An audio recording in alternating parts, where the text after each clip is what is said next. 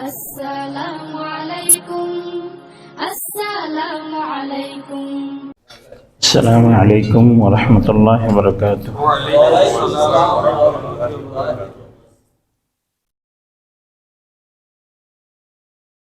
الحمد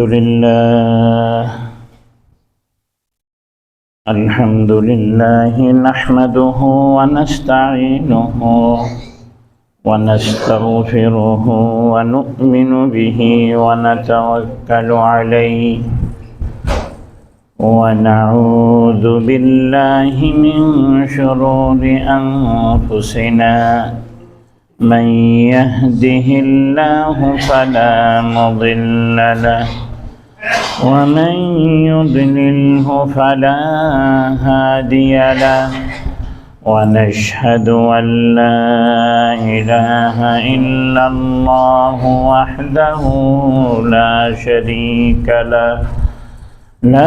شريك له ولا نذير له ولا مثيل له ولا مثال له ونشهد أن سيدنا وسندنا وحبيبنا وطبيبنا وطبيب قلوبنا وعلى آل سيدنا محمد وعلى آله وأصحابه وبارك وسلم. أما بعد فأعوذ بالله من الشيطان الرجيم. بسم الله الرحمن الرحيم. إنا أنزلناه في ليلة القدر وما أدراك ما ليلة القدر. ليلة القدر خير من 1000 شهر. تنزل الملائكة والروح فيها بإذن ربهم من كل أمر. سلام هي حتى مطلع الفجر. صدق الله المولانا العظيم. وقال صاحب الرسالة صلى الله عليه وسلم: كان ليلة القدر نزل جبرائيل في كبكبة من الملائكة يصلون على كل قائم أو قائد يذكر الله عز وجل. وقال الله تعالى: ألا من مستغفر فأغفر له ألا من مسترزق فأرزقه ألا مبتلي هكذا حتى يطلع الفجر، أو كما قال النبي صلى الله عليه وسلم. وصدق رسوله النبي الأمي الكريم، وصدق من الشاهدين والشاكرين، والحمد لله رب العالمين. حمد تعریف اس خدا کی جس نے بخشا زندگی.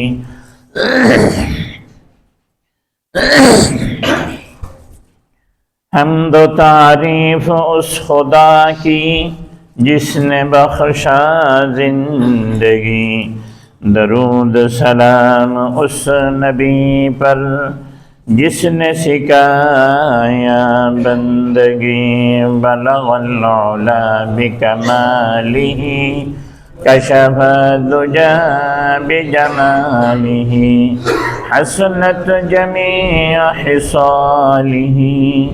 صلوا علیہ وآلہ. اللهم صل على سيدنا ونبينا وشفيعنا وحبيبنا ومولانا محمد صلى الله عليه وعلى آله وأصحابه وبارك وسلم. الحمد لله ثم الحمد لله. আল্লাহ সুবহানাহু ওয়া তাআলা লাখো কোটি শুকর যে মহান পরওয়ারদিগারে আলম আমাদের সকলকে রমজান মাসের তৃতীয় জুমা আদায় করার জন্য আল্লাহর ঘরে আসার বসার, কোরআন ও সুন্নাত থেকে কিছু আলোচনা শুনবার বলবার যে তৌফিক মহান সত্তা আমাদেরকে দান করছেন, জুবানান কালিমাতুশ শুকর আদায় করি বলি আলহামদুলিল্লাহ। আল্লাহ সুবহানাহু ওয়া তাআলার দরবারে দরখাস্ত পেশ করি, আল্লাহ আমরা যে কয়েকখানা সালাতু সালাম করলাম, এই কয়েকখানা সালাতু সালামকে অগণিত গুণ অজস্রের গুণ বৃদ্ধি করে আল্লাহর হাবিবের হুযুক্ত করে পূর্ণ মুহাব্বতের সহিত সহি করে শুদ্ধ করে সোনার মদিনার মধ্যে হাদিয়াতান পৌঁছায় দিবেন। আমিন। আল্লাহ রব্বুল আলামিনের দরবারে দরখাস্ত পেশ করি, যত মুমিন মুমিনা দুনিয়াতে বিদায় নিয়ে গেছে, যত মুমিন মুমিনা দুনিয়াতে জীবিত আছে, কিয়ামত পর্যন্ত যত মুমিন মুমিনা দুনিয়াতে আসবেন, এই মাগফিরাতের মাসে, রহমতের মাসে আল্লাহ সকলের সমস্ত গুনাহ মাফ করে দেন। নাজাতের মাস, জান্নাত পাওয়ার মাসের মধ্যে আল্লাহ তাআলা সকলকে জান্নাতি হিসেবে কবুল মঞ্জুর করেন। আলহামদুলিল্লাহ সুম্মা আলহামদুলিল্লাহ। আল্লাহ তাআলার মেহেরবানি এবং দয়া যে আল্লাহ আমাদেরকে আল্লাহর ঘরে আসার বসার তৌফিক দান করছেন, এটা অনেক বড় মেহেরবানি।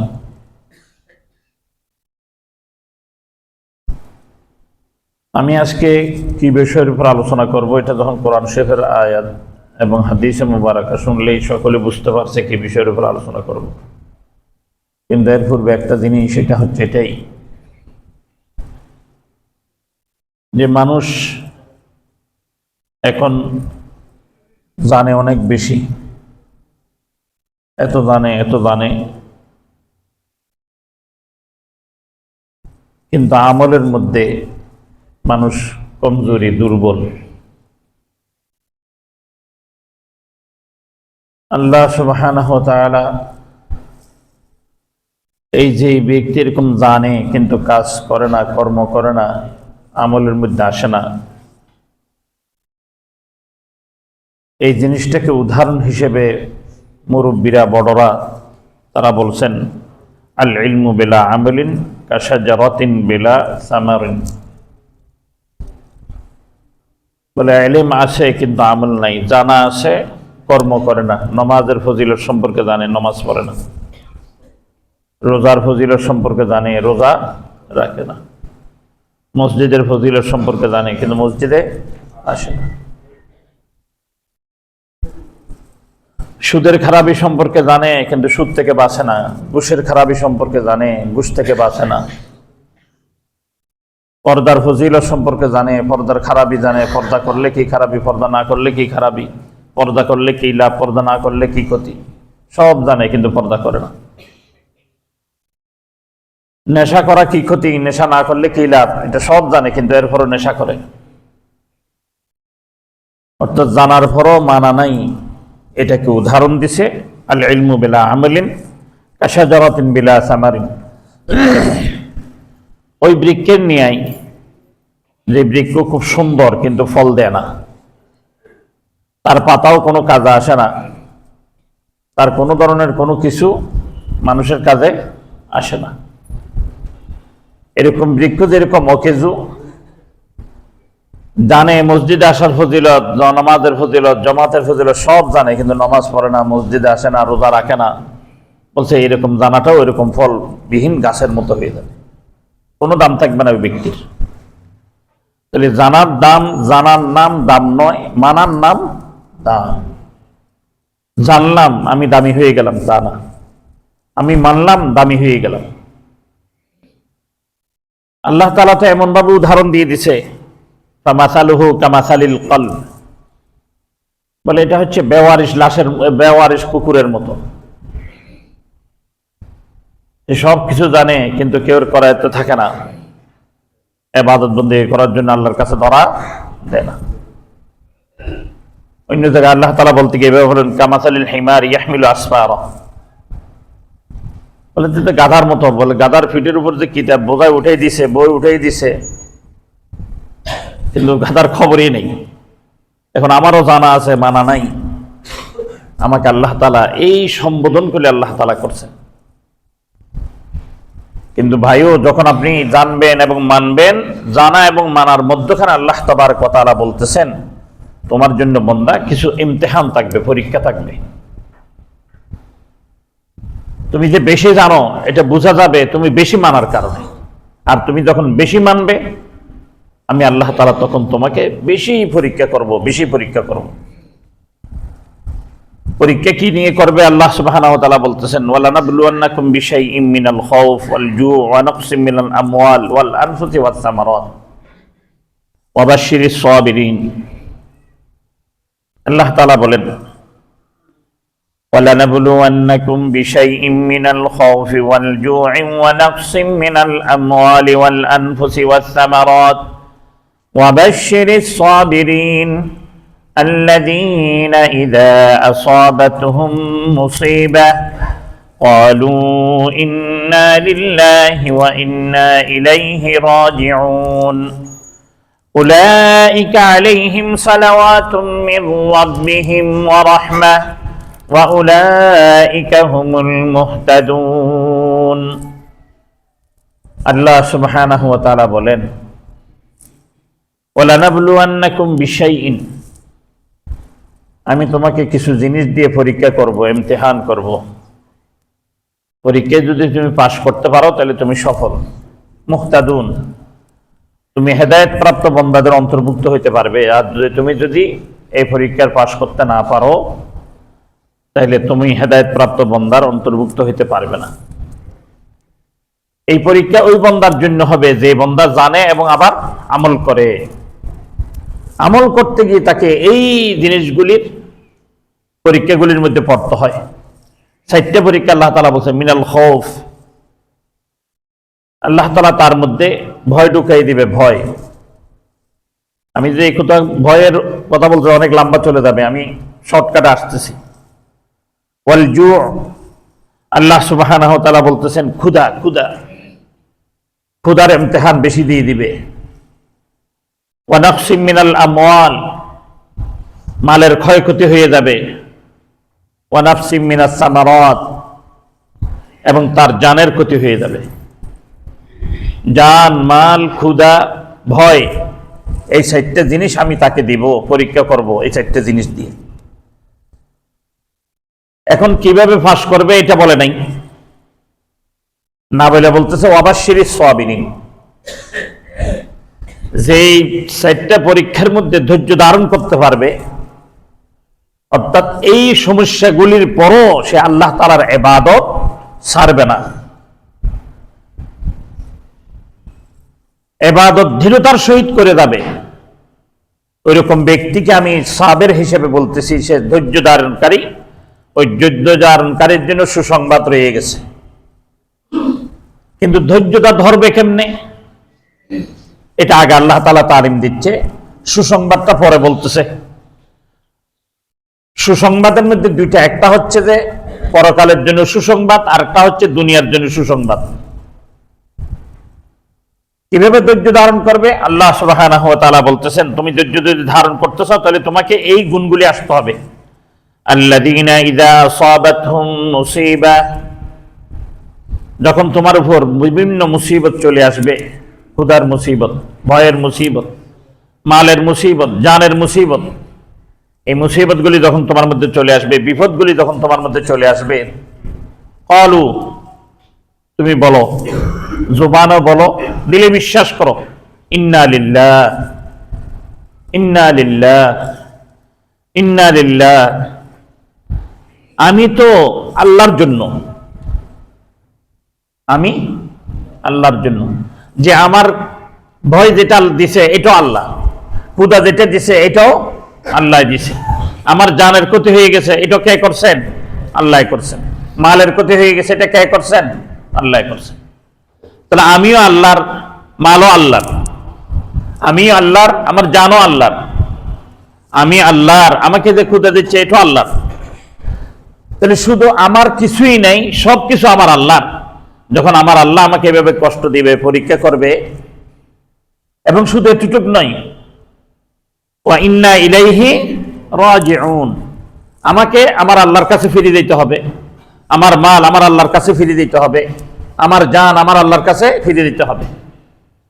তাহলে কিছুই যখন আমার না, এটার উপর হাই হুতাশ করে কোনো আমার লাভ নেই। তাহলে আমাকে কি করতে হবে? আমার আমলের মধ্যে মজবুতি আনতে হবে। যখন নেক আমলের মধ্যে মজবুতি আসবে, তখন আল্লাহ সুবহানাহু ওয়া তাআলা তার জন্য ঘোষণা করতেছে পুরস্কার, সুসংবাদের। কি সুসংবাদ? উলাইকা আলাইহিম সালাওয়াতুম মির রাব্বিহিম ওয়া রাহমা। এরকম বান্দাদের জন্য আল্লাহ তাআলা বলতেছেন, আমি শুনো, আমি তোমাদের জন্য অফুরন্ত অনুগ্রহ এবং রহমত রেখে দিছি। অফুরন্ত অর্থাৎ দুনিয়াতে তো অফুরন্ত না, দুনিয়া ফুরন্ত, দুনিয়াতে শেষ হয়ে যায়, কিন্তু অফুরন্ত কোথায়? আখিরাতে। আল্লাহ তাআলা বলতেছেন এইরকম বান্দার জন্য আমি আখিরাতের মধ্যে, জান্নাতের মধ্যে এমন একটা আবাসস্থল রেখেছি যেখানে তার সমস্ত কিছু অফুরন্ত ভাবে সে পাইতে থাকবে। উলাইকা হুমুল মুহতাদুন। দুনিয়ার মধ্যে তাকে হেদায়েত প্রাপ্ত হিসেবে বলা যাবে, সে আল্লাহর রাস্তা চিনছে, আল্লাহর রাস্তার উপর চলে, এটা বলা যাবে। আর না হলে বলা যাবে না। আমি এই কথাটার অবতারণা এই জন্যই করছি যে আমরা যখন ইবাদতের কথা সকলে শুনতেছি, প্রতি বছর শুনি প্রতিটা মসজিদে, খাস করে আজকের দিনে এমন কোন মসজিদ নাই আমার মনে হয় না, প্রত্যেকটা মসজিদে ইতিকাফের উপর আলোচনা চলবে এবং লাইলাতুল কদরের উপর আলোচনা চলবে। আমার জানা নাই, হয়তো কেউ অন্যদিকে কথা বললে বলতেও পারে, কিন্তু সুন্নাহ হচ্ছে কি, যখন কোন একটা ধর্মীয় কর্মের আমলের তাকাদা চলে আসে, ওটার উপর উম্মতকে খবর করে দেওয়া, জানাইয়ে দেওয়া, এটা সুন্নাহ, আল্লাহর নবীর সুন্নাত। তো এই জন্য আমি কোরআন শরীফ থেকে সূরাতুল কদর তেলাওয়াত করছি, আর বাইহাকি থেকে একখানা হাদিসে মোবারকা তেলাওয়াত করছি। সূরাতুল কদরের মধ্যে আল্লাহ সুবহানাহু ওয়া তাআলা লাইলাতুল কদর সম্পর্কে সবিস্তার আলোচনা করছেন এবং লাইলাতুল কদরের সময় কতটুকু এটাও আল্লাহ তাআলা বলে দিয়েছেন, এবং লাইলাতুল কদরের ফজিলত কি এটাও আল্লাহ তাআলা বলে দিয়েছেন। তাহলে ফজিলত আল্লাহ তাআলার পক্ষ থেকে, তার সময় নির্ধারণ আল্লাহ তাআলার পক্ষ থেকে, কিন্তু তারিখ নির্ধারণ হয়নি, কোন দিন হবে এটা নির্ধারণ হয়নি, এটা নির্ধারণ করছে আল্লাহর নবী। তাহলে আল্লাহর নবী যেভাবে নির্ধারণ, কথাগুলি বুঝতে হবে। প্রথম বলতেছে যেটা লাইলাতুল কদরের ফজিলত আল্লাহ তাআলা বলে দিছে, সময়টা নির্ধারণ করে দিছে, কিন্তু বার বা তারিখ এটা নির্ধারণ করেন নাই। আল্লাহর নবী অনির্দিষ্টভাবে কিছু নির্ধারণ করে দিছে, অনির্দিষ্টভাবে কি করে দিছে? নির্ধারণ করে দিছে। যখন বান্দা এই আমলগুলির মধ্যে আসবে, এই ফজিলত তারা পাবে, তখন বান্দা বোঝা যাবে যে লাইলাতুল কদর সম্পর্কে যে বান্দা ইলম জানতেছে, যখন সে মানবে, এই জানা এবং মানার মধ্যখানে তার জন্য এই জিনিসগুলি আসতে পারে। আমি যদি না থাকি আমার পরিবার কিভাবে চলবে? ভয়। আমি যদি না থাকি পানিটা কে ছাড়বে? ভয়। আমি যদি না থাকি আমার বাচ্চাদেরকে কে স্কুলে নিয়ে যাবে আনবে? ভয়। আমি 10 দিনের জন্য মসজিদে চলে আসলে এটা হবে? ভয়। আমার জন্য বরাতের খানা কে আনবে? ভয়, ক্ষুধার যন্ত্রণা, এরকম বিভিন্ন জিনিস তার মধ্যে আসবে, কিন্তু এর বান্দা এগুলিকে পরোয়া করবে না। এগুলি সব তুই ফেলে দিয়ে সে মসজিদের মধ্যে চলে আসবে, কারণ সে বুঝতে পারছে এই 10 দিনের মধ্যে এমন একটি রজনী রয়ে গেছে, এমন একটা মুহূর্ত রয়ে গেছে, যে মুহূর্তটার ফজিলতের বরকতেই আল্লাহ সুবহানাহু ওয়া তাআলা 2500 বছর যেই নবীর উম্মতরা ইবাদত করছে, আমার 60 বছরের ইবাদত ওই 2500 বছরের ইবাদতকে ডিঙ্গিয়ে ওনাদের আগে জান্নাতে প্রবেশ করবে বলে সুবহানাল্লাহ। এই জন্যই যখন বান্দার মধ্যে তড়প আসবে, যদি আমার এই জিনিসটা না হয়, তাহলে দেখা যাবে ওনারা 2500 বছর ইবাদত করে আমার আগে জান্নাতে যাবে, আমাকে প্রথমে জাহান্নামে যেতে হবে, পরে আবার ঈমানের কারণে জান্নাতে আসলে আসা যাবে আর কি। ইল্লা মাশা আল্লাহ, ইল্লা মাশা আল্লাহ। যদি ঈমান ঠিক থাকে তাহলে হয়তো আসলে আসা হবে, আমরা তো ওখানে ঘুরে থাকতে হবে। দাবি করছি উম্মতে মুহাম্মাদিয়া, কিন্তু থাকতেছি জাহান্নামে। বা দাবি করি বাড়িওয়ালা, তাকি রাস্তায়, কি বলেন? দাবি করি কি বাড়িওয়ালা, তাকি কোথায়? রাস্তায়। দাবি করি উম্মতে মুহাম্মাদিয়া, থাকতেছি কোথায়? জাহান্নামে। অনুরূপ হয়ে যাবে যদি আমার আর আপনার এই যে জানার মধ্যে এবং মানার মধ্যে কি না থাকে, দুটোটার সমন্বয় না থাকে। ওই সমন্বয়ের জন্য আপনাদের সামনে আজকে দুই একটা আলোচনা আল্লাহ তাআলা তৌফিক দান করলেন। এটার মধ্যে সর্বপ্রথম যেটা আল্লাহ তাআলা ফজিলত বয়ান করলেন, লাইলাতুল কদরের ফজিলত। লাইলাতুল কদরি খায়রুম মিন আলফি শাহর, 1000 মাসের চেয়ে উত্তম এই রজনীটা। আমি গত জুমায় বলেছিলাম 1000 মাস, এটা এই জন্যই বলছেন, আমি আবার শুধু স্মরণ করায় দেওয়ার জন্য। এটা যারা আমার শিক্ষিত সমাজ আমরা আছি, আমি যদি আপনাদের থেকে জিজ্ঞেস করি 200 বছর আগে, 300 বছর আগে বিলিয়ন ট্রিলিয়ন এই শব্দগুলি, এই গণনাগুলি ছিল না। এগুলো উদ্ভাবন হয়েছে মাত্র কিছুদিন হয়েছে। অনুরূপ যখন রাসূলুল্লাহ সাল্লাল্লাহু আলাইহি ওয়াসাল্লামের সময়কাল চলতেছিল, তখন 1000-এর উপরে কোনো গণনা ছিল না। ওই জন্য তখনকার উচ্চ গণনা যেটা ওইটাই বলা হয়ে গেছে। যদি ওই সময় যদি বিলিয়ন ট্রিলিয়ন থাকতো, তাহলে বলতো যে এত বিলিয়ন, এত হাজার বিলিয়ন, হাজার হাজার বিলিয়ন, হাজার হাজার ট্রিলিয়ন। অর্থাৎ এই জিনিসটা বুঝাই দিছে যে আসলে আল্লাহ তাআলা বলতেছেন, যদিও 1000 মাসের সমতুল্য সওয়াব দেওয়া হবে, কিন্তু এটা অফুরন্ত সওয়াব তার আমলনামায় দেওয়া হবে। এটা অফুরন্ত সওয়াব, এত সওয়াব, এত সওয়াব, এত সওয়াব তার আমলনামায় পৌঁছবে, বান্দা কল্পনাই করতে পারবে না এই সওয়াব কোথা থেকে আসলো।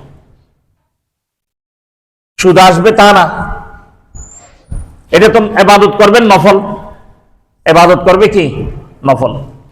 ওই দিন আমি যদি সমীকরণ আমি চাইছিলাম লিখে নিয়ে আসবো, আমার জেহেন অত থাকে না। ওই জন্য যদি কেউ এই রাত্রের ফরজ কমপক্ষে 3টা ওয়াক্ত ঢুকবে, একটা মাগরিব, একটা এশা আর একটা ফজর, এই 3টা ওয়াক্ত যদি সে পাই ফেলে, একটা ফরজ সিজদা দিলে আল্লাহ তাআলা 70টা ফরজ সিজদা দেওয়ার সওয়াব দিবে। আবার 70টাকে যদি 10 দিয়ে পূরণ দেন 700, এটাকে যদি আবার 100 দিয়ে পূরণ দেন 70,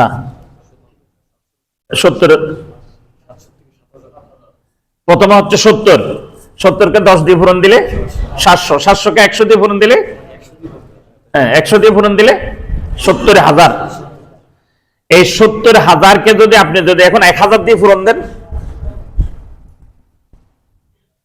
কত যাবে? না, অনেক বেশি হবে। 1000 তো 1000কে আপনার 70,000 দিয়ে 1000কে কি দিতে হবে? পূরণ দিতে হবে। তো ওই জন্য ভাইও এত কোটি কোটি আছে, কোটি ধরলাম, ডাক্তার সাহেব বলছে 70 কোটি হবে, 70 কোটি ধরলাম। এই 70 কোটি সওয়াব একটা সিজদা, 70 কোটি সিজদা দিলে ওই সওয়াব হয়ে যাবে।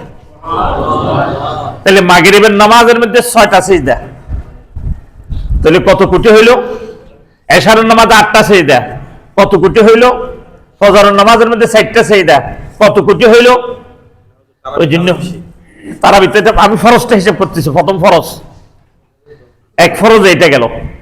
এখন তারাবিটা যদি আপনি তারাবি ধরছেন, তখন বলতেছে নফল তাহাজ্জুদ করবে, কিয়ামুল লাইল করবে, ইত্যাদি ইত্যাদি ইত্যাদি ইত্যাদি ইত্যাদি। এই সমস্তগুলি যখন করবে, বান্দা যখন কালকে কিয়ামতের ময়দানে আমলনামা খুলবে, তখন দেখবে যে আচ্ছা ঠিক আছে, ফরজ এশারের এত পাইলাম, মাগরিব এত পাইলাম, ফজর এত পাইলাম, বাকি এগুলি আবার ফরজ কি যে সওয়াব। তখন আল্লাহ সুবহানাহু ওয়া তাআলা বলতেছেন, বান্দা রমজান মাস আমি আল্লাহ তাআলার জন্য, রমজান মাস কার জন্য? আর আমার হুকুম যে পালন করবে সে কি ফরজ পালন করবে না সুন্নাত পালন করবে? ফরজ পালন করবে। তাহলে তুমি যখন নাকি পালন করতে গিয়ে পালন করছো সুন্নাত, কিন্তু আমি ফজিলতের দিক দিয়ে তোমার এটা সুন্নাত রাখবো না, এটা আমি সুন্নাতকে মুছে দিয়ে সব ফরজের সওয়াব দিয়ে দিলাম। বলেন সুবহানাল্লাহ। এই রমজানে যত ইবাদত করবে সব তো ফরজ হবেই। ওই রাত্রিটা পেয়ে যদি কেউ ইবাদত করতে পারে, সমস্ত নফলগুলি কোটি কোটি গুণে ফরজ ইবাদত করার সওয়াব তার আমলনামায় জমা হয়ে যাবে। কারণ অন্যান্য উম্মত এত ফরজ পায়নি। আর এই একটা মাস উম্মত মুহাম্মাদিয়াকে সমস্ত নফল ইবাদত আদায়ের দিক দিয়ে, নফল আদায় বুঝুন তো, আদায় আমি নামাজ পড়তেছি, এই পড়াটা হচ্ছে নফল। এই পড়াটা কি নফল, এই পড়াটা সুন্নাত, কিন্তু এটার একটা প্রতিদান তো আল্লাহ তাআলা দিবে, ফলাফল আল্লাহ তাআলা দিবে। ওই ফলাফলটা দিবে হচ্ছে ফরজের সমান। ফরজের যেই সওয়াব, ফরজের যে প্রতিদান, অনুরূপ ভাবে নফলের সেই প্রতিদান দিবে। এবং দিবে তো দিবে, যখন এই রাত্রি যখন বন্দা পেয়ে ফেলবে, আল্লাহ সুবহানাহু ওয়া তাআলা তারে কোটি কোটি ফরজ, লক্ষ কোটি ফরজ, হাজার কোটি ফরজ আদায় করলে যে সওয়াব, ওই সওয়াব আমলনামায় দিয়ে দিবে। অন্য উম্মতরা প্রশ্ন করবে, আমরা 2500 বছর পাইলাম, ইবাদত করলাম, ইকরা বিকিতাবিক, কোরআন শরীফে আছে না, তুমি তোমার কিতাব আমলনামা পড়তে থাকো। আনফুসিহিম বিহিসাবিহিম, তুমি তোমার হিসাবের জন্য তুমি যথেষ্ট, অন্য কেউ দেখা লাগবে না। অন্য কেউ দেখলে তো হাক্কা বাক্কা হয়ে যাবে। কারণ নূহ আলাইহিস সালাতু ওয়াস সালামের কওম জিজ্ঞেস করবে, এরা আমাদের আগে জান্নাতে কেমনে যায়?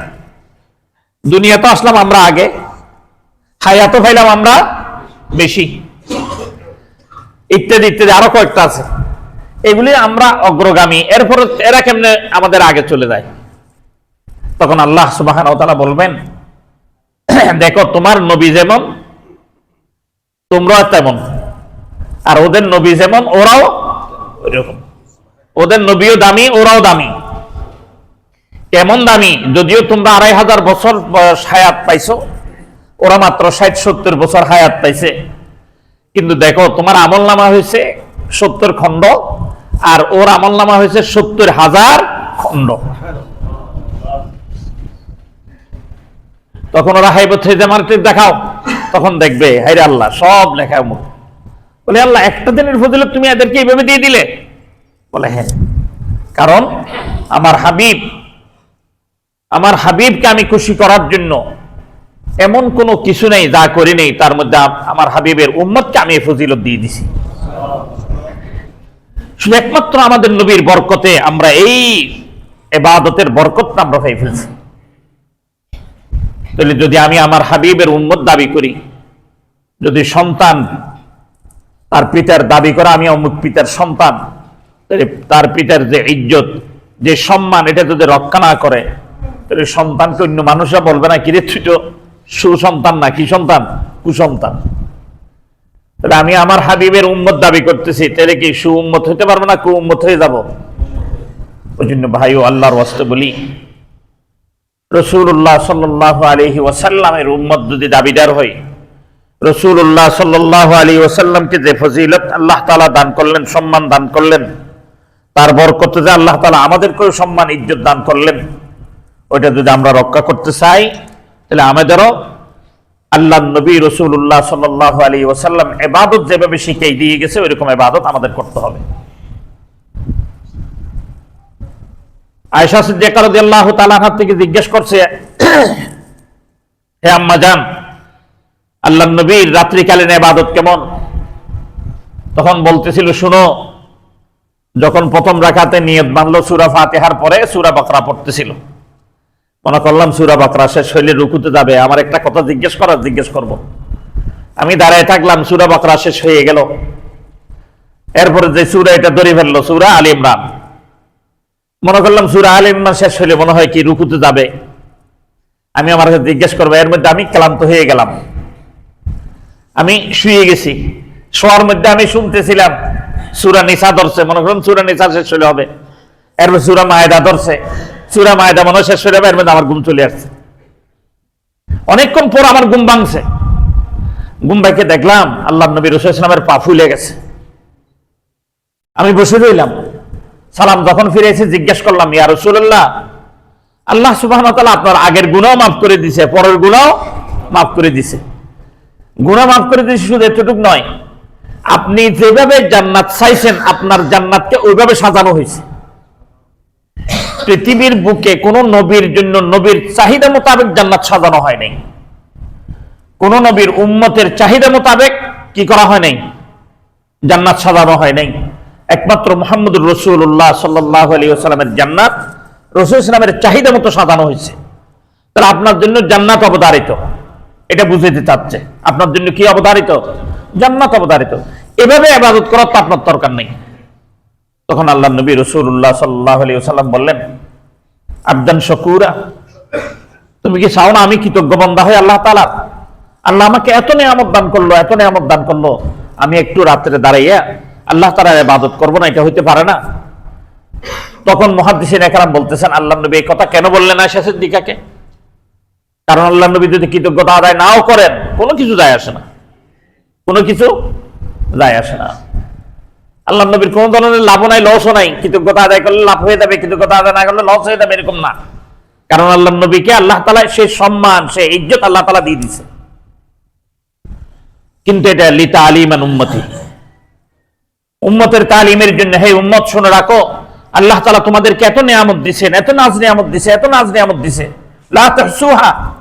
বান্দা তুমি যদি একটা নিয়ামতকে নিয়ে গণনা শুরু করো, একটা নিয়ামতের গণনা, যেমন আমার চোখ, চোখের মধ্যে আল্লাহ তাআলা কত কি দিলেন, শুধু এই গণনাগুলো তুমি যদি শেষ করো এরপরে শেষ করতে পারবে না। এত নিয়ামত আল্লাহ তাআলা তোমাকে দিলেন, এই নিয়ামতের কি কৃতজ্ঞতা তুমি আদায় করো না বান্দা?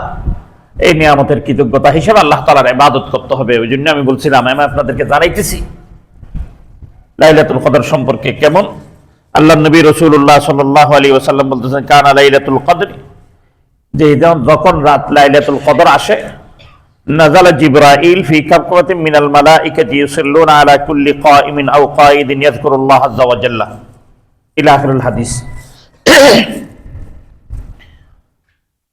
যখনই লাইলাতুল কদরের রাত্রি যেদিনেই হয়, ওই দিন যখন সূর্য অস্ত নিমিত যায়, আল্লাহ সুবহানাহু ওয়া তাআলা জমিনের যে আসমান, অর্থাৎ প্রথম আসমান যেটা আমরা বলে থাকি, ওখানে চলে আসেন এবং জিবরাইল আমিনকে অগণিত অজস্র ফেরেশতা দিয়ে দুনিয়াতে পাঠিয়ে দেওয়া হয় এবং তাকে বলা হয়, দেখো কে আছে দাঁড়ানো অবস্থায়, কে আছে বসা অবস্থায়, কে আছে জিকির করতেছে, কে আছে দ্বীনের ফিকিরের মধ্যে আছে, তাদেরকে দেখতে থাকো এবং তাদের কি চায় এটা আমার কাছে জানাও।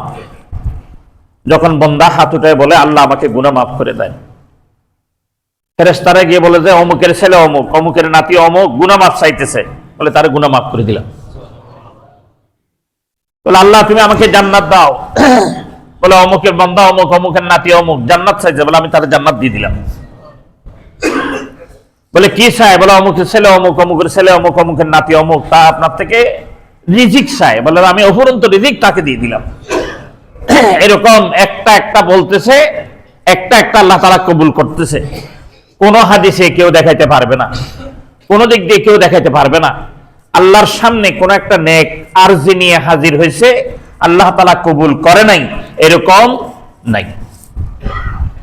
হ্যাঁ, কিছু বান্দা ব্যতীত, কিছু বান্দা ব্যতীত, যে বান্দাগুলি যদি তওবা না করে ওইগুলির থেকে, ওই মাসিয়ত থেকে, ওই গুনাহ থেকে যদি তওবা না করে, তাহলে ওই বান্দার কোনো আরজি, কোনো দরখাস্ত কবুল হবে না। তার মধ্যে একজন হচ্ছে আতিকি বিওয়ালিদাইন, মাতা পিতার অবাধ্য সন্তান, মাতা পিতার অবাধ্য সন্তান এরকম যদি হয়ে থাকে, তাহলে তার কোনো কিছু আল্লাহ তাআলা কবুল করবেন না ওই দিন রাত্রে। এত মুজিজ রাত্রি, তাকে তওবা করতে হবে, মা বাপ থেকে মাপ চাইয়ে নিতে হবে। আর যদি মা বাপ দুনিয়া থেকে বিদায় নিয়ে তাদের কবরে গিয়ে কান্নাকাটি করে মাপ চাইয়ে নিয়ে আসতে হবে। আল্লাহর কাছে বলতে হবে, আল্লাহ আমি তো জীবদ্দশায় পারলাম না, মরার পর তোমার কাছে আশা করি, আমার মাতা পিতার কাছে আশা করি আমাকে মাফ করে দিবেন। তখন আল্লাহ তাআলা ওইরকম সন্তানের, মাতা পিতার ওইরকম সন্তানের দোয়া কবুল করবেন। এরপর হচ্ছে যে হারাম খাইছে, হারাম হারাম হারাম মানে হারামের মধ্যে নেশাদ্রব্য রয়ে গেছে, হারামের মধ্যে হারাম মাল রয়ে গেছে, হারামের মধ্যে অন্যের মাল গসব করে খাওয়া রয়ে গেছে। এরকম যে ব্যক্তি হারাম মাল খাবে, তার কি হবে না? ইবাদত কবুল হবে না। এটার থেকে মাপ চাইয়ে নিতে হবে, তওবা করে নিতে হবে। তওবা সুরুজ যেটা যেরকম ওইরকম ভাবে করে নিতে হবে।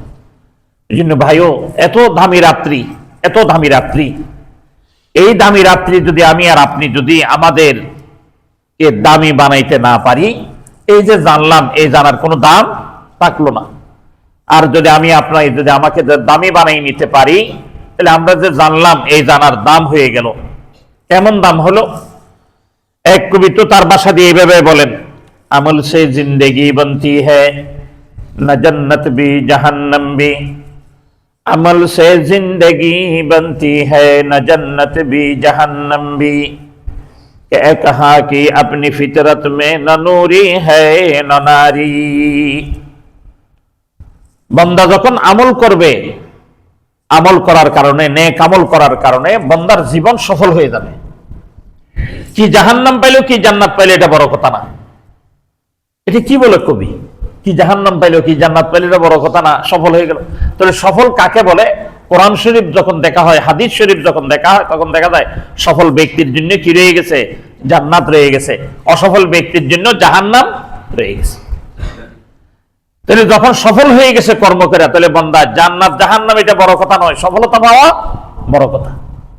ওই জন্যই সফলতা যদি আমি আর আপনি পাইতে চাই, আমাকে আপনাকে সকলকে লাইলাতুল কদরের তালাশ করতে হবে।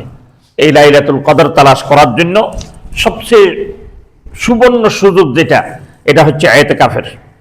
আল্লাহ নবী রাসূলুল্লাহ সাল্লাল্লাহু আলাইহি ওয়াসাল্লাম ইতিকাফকারীর জন্য বলতেছেন, আল মুতাকিফু ওয়া ইউতাকিফু যুনুব ইয়াজজি লাহু মিনাল হাসানাতি কাআমিল হাসানাতি কুল্লিহা। ইতিকাফকারী ইতিকাফ থাকছে, কিন্তু সেই ঘুমিয়ে গেছে, ঘুমে ঘুমে কাটছে, না কোনো তসবিহ পড়ছে, না কোনো তাহলিল পড়ছে, না কোনো নামাজ পড়ছে। নামাজ বলতে ফরজ নামাজ না, ফরজ নামাজ তো পড়বেই, মানে নফল, নফলও কোনো এরকম পড়ে নেই। শুধু তার ফরজ পড়ে পড়ে ঘুমের মধ্যে কাটাই দিছে, খাইছে আর ঘুমাইছে। বলতেছে এরকম বান্দা। আর যে বান্দা ইতিকাফ থাকে নাই, সে সারাক্ষণ জিকির আজকার, সারাক্ষণ নফল নামাজ, সারাক্ষণ নামাজ ইবাদত বন্দেগি গুজারছে, ওই হায়াত এই হায়াতের মধ্যে এত পার্থক্য যে আসমান এবং জমিনের মধ্যে পার্থক্য। এটা মানে হুজুর এই সুবহানাল্লাহ কই লাভ কি? ইঞ্জিনিয়ার সাহেব কই উঠছে, কারণ ইঞ্জিনিয়ার সাহেব ইতিকাফ থাকে তো জন্য। আর আপনারা কিন্তু আমরা তো ইতিকাফে থাকি না, সুবহানাল্লাহ কই লাভ কি? সুবহানাল্লাহ কইলে ইতিকাফ থাকা না থাকার সাথে সম্পর্ক না, কিন্তু সুবহানাল্লাহ গত রাত্রেই কইছি সুবহানাল্লাহর কি ফজিলত বুঝে আসে না আমাদের। সুবহানাল্লাহ একটু মুখ লেরে বলেন না, আল্লাহ তাআলা এরকম একটা জবান দান করছে, গালি দিতে পারেন, বকা দিতে পারেন, গীবত শিকায়েত করতে পারেন, মজা নিতে পারেন, কিন্তু সুবহানাল্লাহ কইতে কষ্ট হয়ে যায় আমাদের। আল্লাহ সুবহানাহু ওয়া তাআলা বলতেছেন, আল্লাহর নবী, এই নবী আপনি ঘোষণা করে দেন, ইতিকাফকারী ফরজ ইবাদতগুলি করবে, রোজা রাখবে, ফরজ নামাজগুলি পড়বে, বাকি নফল কোনো ইবাদত করবে না, ঘুমাবে আর খাবে। আর বাহিরে যে বান্দা ইতিকাফ থাকে নাই, ওই বান্দা নফল ইবাদত করতে করতে করতে করতে সারাক্ষণ নফল ইবাদতে থাকবে। আর ওই বান্দার ইবাদতের হায়াত আর এ বান্দার ইবাদতবিহীন হায়াত আসমান এবং জমিনের পার্থক্য। আল্লাহ সুবহানাহু ওয়া তাআলা এরকম দামি এবং কিমতি বানাই দিয়েছে। এই জন্য ভাইও আমাদের এখানে ইতিকাফ থাকেন, অনেক লোক থাকেন, অনেকে থাকেন। আমি আরো যারা থাকতেছেন সকলকে স্বাগত জানাই। আসেন ইতিকাফ থাকি, ইতিকাফের মধ্যে নিয়ে ইতিকাফের ফজিলত নিই। লাইন শাকারতুম লাযিদান্নাকুম ওয়া লাইন কাফারতুম ইন্না আযাবি লাশাদীদ। আমি কৃতজ্ঞতার জন্য বলতেছি। আমি এর আগেও আরো অন্যান্য মসজিদের মধ্যে এই ইমামতি করছি, কিন্তু এখানে আমি প্রাথমিক পর্যায়ে কয়েক বছর বাদে আলহামদুলিল্লাহ আপনাদের সুবিধার্থে আপনারা আমাকে যে সুযোগ সুবিধা দেন, মসজিদ পরিচালনা কমিটি বলেন, এলাকাবাসী বলেন, সকলেই যে মহব্বত, যে উদারতা আপনারা আমার প্রতি দেখাইছেন, এর বরকতে আল্লাহ তাআলা আমাকে এই সামান্য একটু ইবাদত করার সুযোগ করে দেন। এটা আমি সবসময় বলি, আমার পরিবারকেও আমি বলি, এটা আমার মহল্লাবাসীর বিশেষ অনুগ্রহ আমার প্রতি। যদি এই নেক নজর তাদের না থাকতো, তাহলে আমার দ্বারা সম্ভব নয় এই ইতিকাফ থাকা। এই জন্য ভাইও, তা আমিও থাকার চেষ্টা করি। ইতিকাফ কতটুকু হয় না হয় এটা তো আল্লাহ তাআলা মালুম জানেন, আমি তো আর জানি না। আমি অনুরোধ করব আপনাদেরকে, আপনারা যারা পারেন ইতিকাফের মধ্যে আসবেন, ইতিকাফ থাকবেন। ইতিকাফ অত্যন্ত দামি জিনিস। আর আল্লাহ সুবহানাহু ওয়া তাআলা এটা বিশেষ একটা শুকরিয়া। আমি জানি না এখানে ঢাকা শহর আর কয়েক মসজিদ আছে, এরকম থাকতেও পারে, থাকবে না এরকম না, কিন্তু আলহামদুলিল্লাহ এই মসজিদে আজকে 3 বছর থেকে না 3 বছর থেকে না 4 বছর, এরকম 3 বছর না 3 বছর থেকে আলহামদুলিল্লাহ ওনারা একটা নিজাম বানাইছেন, বিশেষভাবে এই যে আমার সামনের কাতারে যারা আছেন তাদের মধ্যে তারা যারা এতেকাফ থাকেন তাদের মেহমানদারির ব্যবস্থা করেন। এরপরও আমি বলি ফজিলতটা আমি করব নেক আমল, ফজিলতটা ওনারা এভাবে নিয়ে যাবে তা হয় না। যারা আমরা এতেকাফে আসবো তারাও ইনশাআল্লাহ খেদমতের জন্য তৈরি থাকবো। অর্থাৎ এখানে খানা পিনার গুলি ব্যবস্থা করা হয়, এই যে ব্যবস্থার খরচ আদি এটা আলহামদুলিল্লাহ ওনারা দিয়ে থাকেন। তো যারা এতেকাফ থাকেন আমি ওনাদেরকে অনুরোধ করবো ওনারাও যেন দেন। আমি এই জন্যই বলি যে আমারটা আমিও দিই ইনশাআল্লাহ, আলহামদুলিল্লাহ আমি যতটুকু পারি আমি চেষ্টা করি যে যেন শুধু আমি যেটা খাই এতটুকু যেন না হয়, আমার থেকে যেন অন্যের মধ্যে ভাগ পড়ে যায়, ওইভাবে আমি দেওয়ার চেষ্টা করি ইনশাআল্লাহ তাআলা। এই জন্য আমি অনুরোধ করব সকলকে দুইটা জিনিস, একটা হচ্ছে এতেকাফে আসবো, দ্বিতীয় নম্বর হচ্ছে আলহামদুলিল্লাহ আপনাদেরকে আল্লাহ সুবহানাহু ওয়া তাআলা এর জাযা দুনিয়াতেও দান করুক, আখিরাতেও দান করুক। যেটা আপনারা এই 3 বছর থেকে মুতাকাফিনদের জন্য এই নসরতের সহযোগিতার হাত বাড়িয়ে দিয়েছেন, এটা একটা এতেকাফের অংশ। আমি আগে বলতাম এতেকাফ হচ্ছে সুন্নতে মুআক্কাদা আলাল কিফায়া, সুন্নতে মুআক্কাদা আলাল কিফায়া, মানে কাফারা হিসেবে যদি একজনে রাখে তাহলে আদায় হয়ে যাবে। তাহলে আমার পক্ষ থেকে যখন একটা বোঝা কেউ নামাই দিচ্ছে তাকে ধন্যবাদ দিতে হবে না, তাকে ধন্যবাদ হলে বলতে হবে না, এই ধন্যবাদ স্বরূপ তাদের খেদমতের মধ্যে হাজির হওয়া। খেদমতের মধ্যে প্রথম খেদমত হচ্ছে তাদের পক্ষে যে খরচটা যাচ্ছে কিছু খরচ হলে আমরা কি করি বেয়ার করা। তা আলহামদুলিল্লাহ এটা আপনারা চালু করছেন, এটা বিশ্বাস করেন আমি অন্তর থেকে আপনাদের জন্য দোয়া করি। এটা যারা যারা এটা শরীক হন, আমাদের মনীষ সাহেব তো দুনিয়া থেকে বিদায় নিয়ে গেছে, ইসলাম সাহেব দুনিয়া থেকে বিদায় নিয়ে গেছে, আল্লাহ তাআলা ওনাদেরকেও শরীক হওয়ার তৌফিক দান করছিলেন। এবং ইসলাম সাহেব তো আগে এতেকাফে থাকতেন, পরে অসুস্থতার কারণে থাকতে পারতেন না, জয়ীব দুর্বল হওয়ার কারণে মনীষ সাহেব এতেকাফ থাকতেন। এমন একটা মসজিদ যে মসজিদের সভাপতি এতেকাফ থাকতেন, সভাপতি কি থাকতেন এতেকাফ থাকতেন, ইমাম এতেকাফ থাকতেন। অনেক বড় একটা সৌভাগ্যবান মসজিদ ছিল এটা। আল্লাহ সুবহানাহু ওয়া তাআলা আমাদের সকলকে এই এতেকাফের ফজিলত পূর্ণভাবে ধারণ করার এবং এতেকাফের শরীক হওয়ার, এতেকাফ যারা রাখে তাদের নসরত করার তৌফিক দান করুন, বলেন আমিন। ওয়া আখিরু দাওয়ানা আলহামদুলিল্লাহি রাব্বিল আলামিন।